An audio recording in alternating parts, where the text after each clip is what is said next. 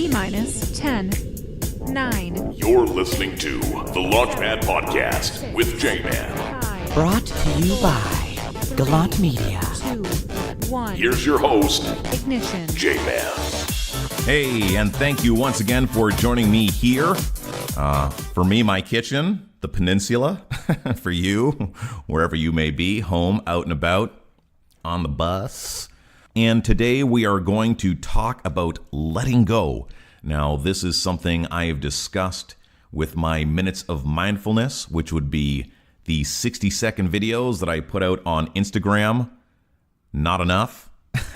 And my Words of Wisdom Wednesday, which if you were not familiar with, you would have heard on my last podcast. If you have not listened to it, you should. In regards to Miss Cook, I believe it's called Death of a Salesman. And that's something I did on the radio for about 10 years. Kindness, caring, compassion, empathy, perspective, perception, all these different things. Awareness is huge. And I fail a whole bunch, and I have no shame in saying that I fail.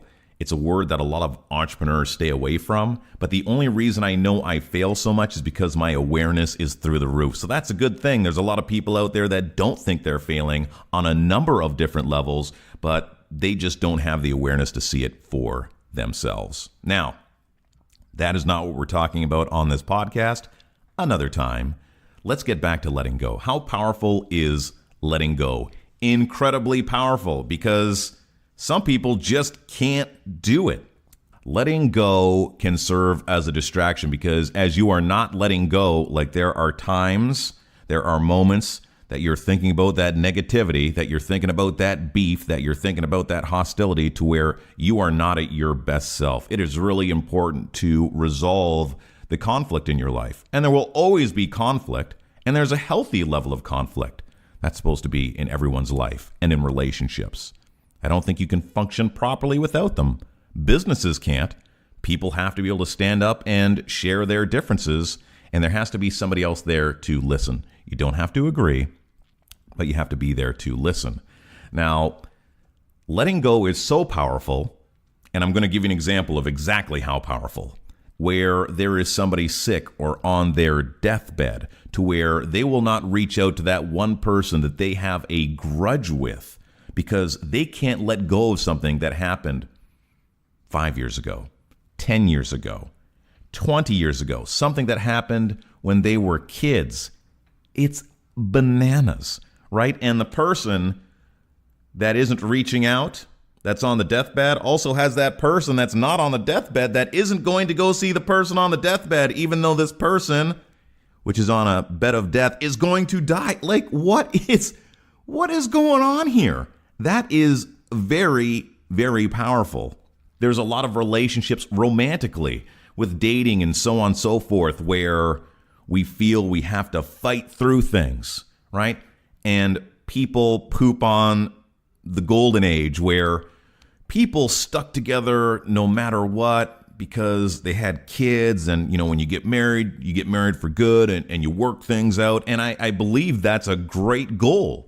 But then at what point is the universe just telling you to go another direction? How much resistance does a person have to go through to where the cosmic language of everything is just saying, hey, it's not happening. It's time to let go. Everything is indicating to you that it's time to let go, yet you still want to try and push through, right? Opposed to being open to the other avenues in which the universe is trying to direct you. So the ability to let go, obviously, is an incredible ability. It can be an absolute gift to others, and more importantly, a gift to yourself. And that also comes down to your business. Now, here's the question I'm going to ask. When is it time to throw in the towel on whatever it is that you're looking to achieve? The gurus say never. You know, you just keep on trying, and you keep on trying, and you keep on trying, and eventually you win.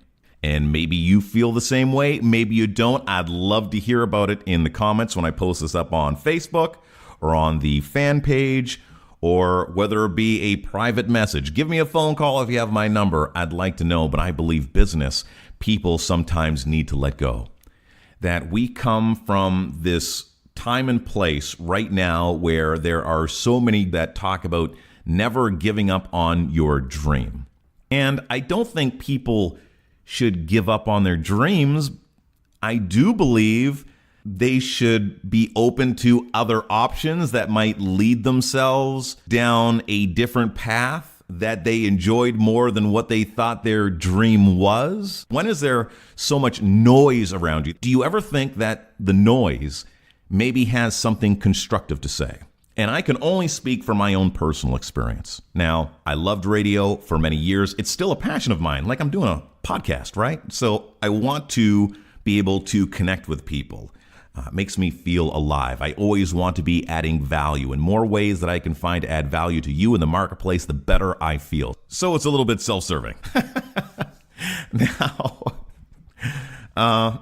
fortunately, I wasn't so tied up in my goals that I wasn't opening my eyes to other opportunities around me. My goal in radio coming out of college was to work in a major market radio station and do drive, which means work in the afternoon shift from 2 to 6, 3 to 7, whatever it might be at any particular station. So I accomplished that goal. Now, it wasn't at the biggest station. It didn't have the most listeners. I could have wanted to take that goal. I could have tried to innovate to that next level and get to a bigger station or possibly get a syndicated show or end up on television. There are so many other different options. Now, thank God, though, that I was open to taking another path. I was maybe 10 years in radio and then decided to take a look at an opportunity. I'm doing the whole thing with my fingers, like in quotations, an opportunity, and I got started in multi-level marketing. And thank God that I did, because MLM basically gave me the confidence to go out there and do sales for myself, the tools, the personal development, which is invaluable. Like, personal development is what keeps me afloat. I like to think that personal development doesn't always mean that you're swimming across the lake. Sometimes it just gives you enough that you can keep your head above water. Personal development for me doesn't mean that I don't fail. It doesn't mean that I don't struggle. It doesn't mean that everything is always moving forward. But what it does mean is that even in crises, you know what? I'm not going to sink. I'm going to be able to tread water, stay in one spot, and hopefully somebody comes to help, or I find a piece of driftwood. No matter what, I will survive, and I will get myself to shore, and I will rebuild. So if you're not into personal development, please, for the love of God, do exactly that. Get into personal development. And then it led into my dog sitting company. It led into a rental property. It led to trade shows. And I'm sure there are things that I'm forgetting about right now that I do that generate income that I wouldn't have had the opportunity to do if I was so focused on my goal that I wasn't open to doing anything else. And I like being my own boss. I like creating my own life. I like the fact that I can live my life by design.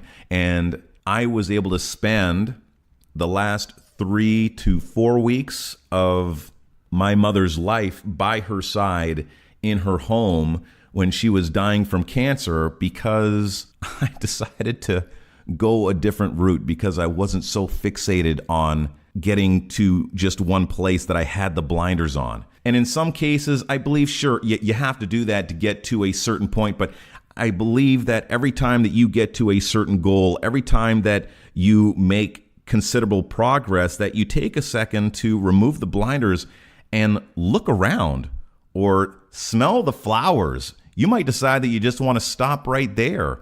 Don't let other people dictate to you, like I'm doing right now, what your end goal should be. Abundance is a beautiful thing. There's nothing wrong with abundance, but it doesn't necessarily mean that that's for you.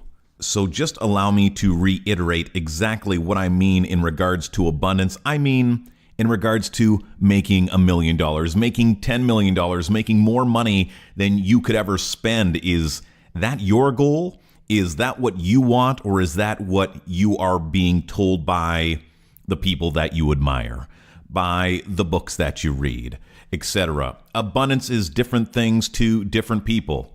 And abundance does not have to be tied to money.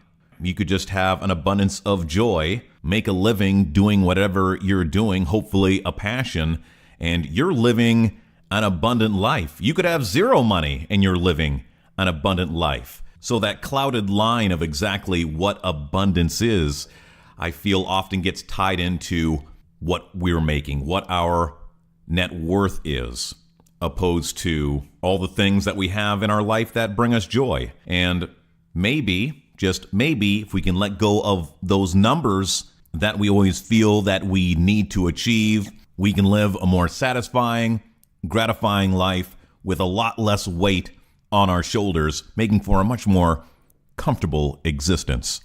And that, my friend, wraps up yet another Launchpad podcast. Once again, my name is J-Man. Thank you so much for being here. I want to give a huge shout out to my sponsor, Gallant Media. They do web, graphic design, print products, anything print, promotional products. They have it on lock. All you have to do is just shoot me a message and I'll make sure to connect you two wonderful entities, and he can help you out with everything in regards to your business development needs, or you can search him out online at gallantmedia.ca. J-Man saying, as always, take care, be well, and love simply because you can.